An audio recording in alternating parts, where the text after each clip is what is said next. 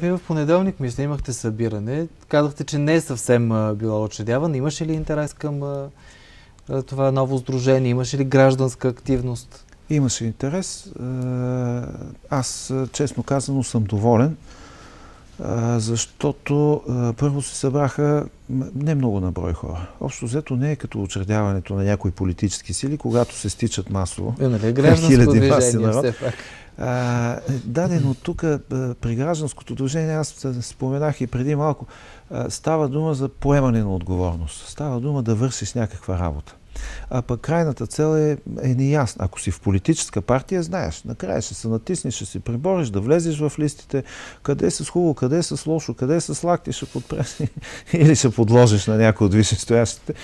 В това гражданско движение няма подобно нещо, въпреки че аз не крия. То е ориентирано към следващите местни избори до година. Значи имате амбиции в политиката? Да, безспорно. Още когато напуснах Атака, аз казах, че няма да се откажа от политиката, че политиката е в кръвта ми, но ще търся други начини. И за мен добре, в този ред друг начин. Какво прави това движение по-различно от една политическа партия? Всъщност правите политическа партия, така ли? Не е политическа партия. Каква е разликата? Кажа, че за мен идеята е гражданския комитет да бъде една отворена платформа. И всеки да може да дойде, да изложи идеята си, да я защити, да я аргументира. И оттам нататък тя да бъде подложена на дискусия, да бъде защитена от граждански комитет Пловдив. И ако се приеме от обществото, по-голяма част от обществото, да се върви към опити за нейното налагане, за нейното прилагане, за изпълнението от страна на тези, които управляват Пловдив. Независимо дали са от политическа сила или не. Но ако се върна на въпроса за това какви хора се явиха, на първата сбирка се явиха бизнесмени, имаше един банкер, явиха се адвокати, лекари, учители и имаше ваши колеги, но те бяха дошли просто да наблюдават, тъй като останаха с погрешното впечатление, че това ще бъде учредяването.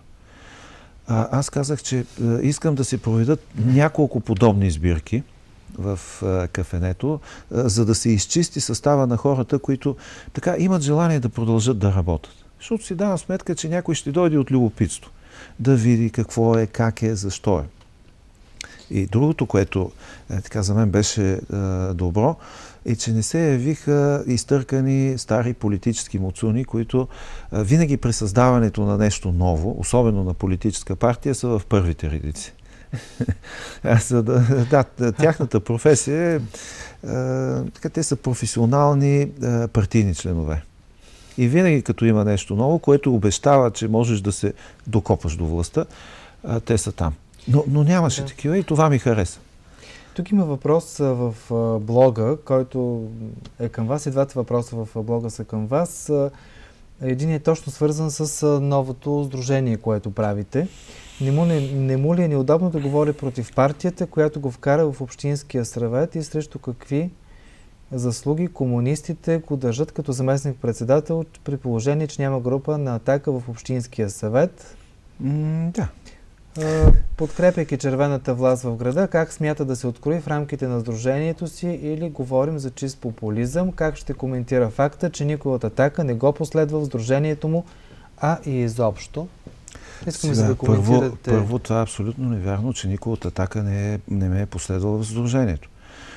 Всички, които бяха там, видяха, че имаше хора от Атака, в това число и общинската съветничка Елена Райчева.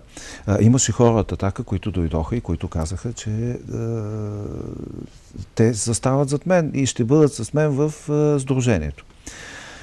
Това е истерична реакция на един от петимата останали в Атака. Предполагам кой е, но няма да назова името, за да не му дам повод да иска някакво право на отговор. Всичките тези приказки, партията, която го вкара, аз тук искам да заявя категорично. Не Атака ме вкара в Пловдивския общински съвет, а аз вкарах Атака в Пловдивския общински съвет. Нека да е ясно. За някой това може да е грандомания. Не съм човек, който обича да изтъква заслугите си. Но трябва да го подчертая ясно и категорично. Защото ако не бях аз, ако не беше цялата моя дейност в Пловдив за създаването на Атака, за което скъсах някои стари приятелства, тъй като хората не можеха да приемат защо аз се занимавам с националистическата идея и както те ми казваха, какво занимаваш този луд човек, имайки предвид Волен Сидеров. И аз им обяснявах, че той е новия голям водач на България и така нататък, в което съм се заблудил. Така че, нека на всички да е ясно и на тези, които пишат по блоговете, тези 5 човека останали в Атака, защото това е така. Всички напуснаха Атака. И всички, които бяха членове на Атака и до ден днешен ме търсят и казват, айде, няма ли да правим нещо? Няма ли някаква партия? Дали, този ни излъга, дай да правим нещо ново. Значи да очакваме бивши членове на Атака в вашето сдружение. Има го в сдружението, но сега за подкрепата на лявото управление, това са политически невежи хора, които демонстрират невежеството си.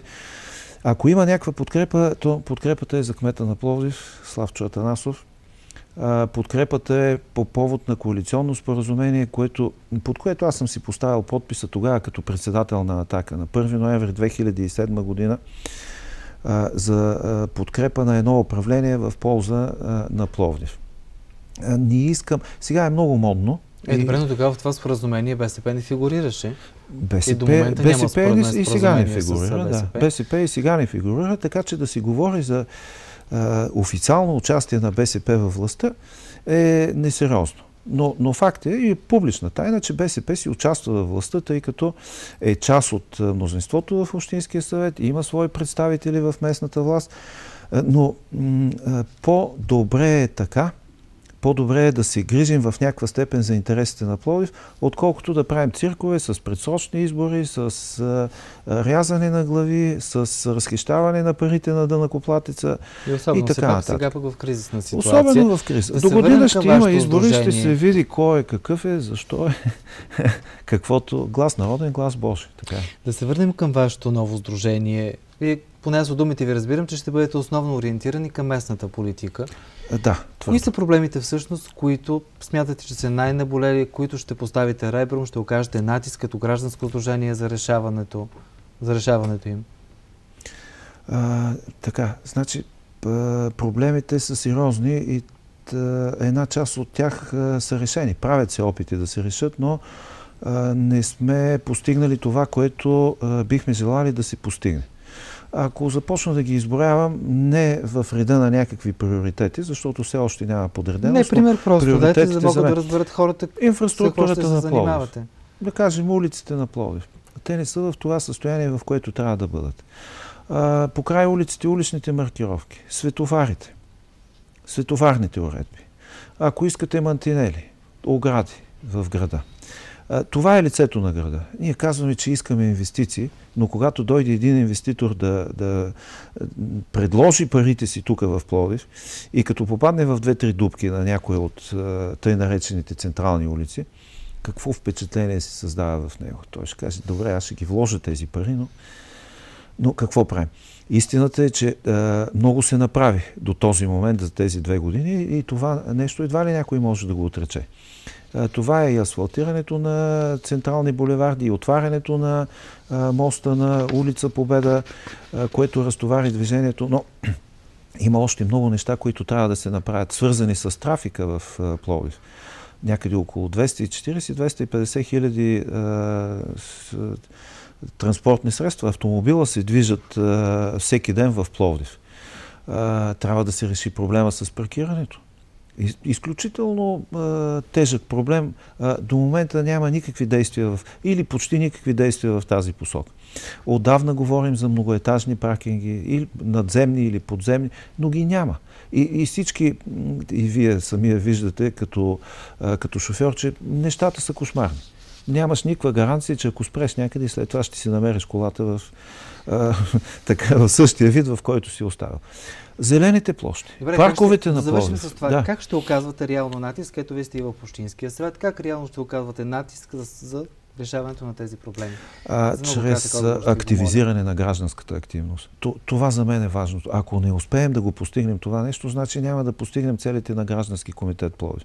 Когато хората се активизират и самите те настояват определена идея, която е важна за целия Пловдив, не са някакви много крайни, много лични, субективни идеи, важни идеи за развитието на Пловдив, наложат ги, прокарат ги в Общинския съвет, тогава първата стъпка ще бъде направена. А не ние в Общинския съвет да си решаваме някакви проблеми и повечето хора да не знаят и накрая да кажат: какво направихте пак вие в този Общински съвет? Контролирайте ни. Това е идеята на граждански комитет Пловдив.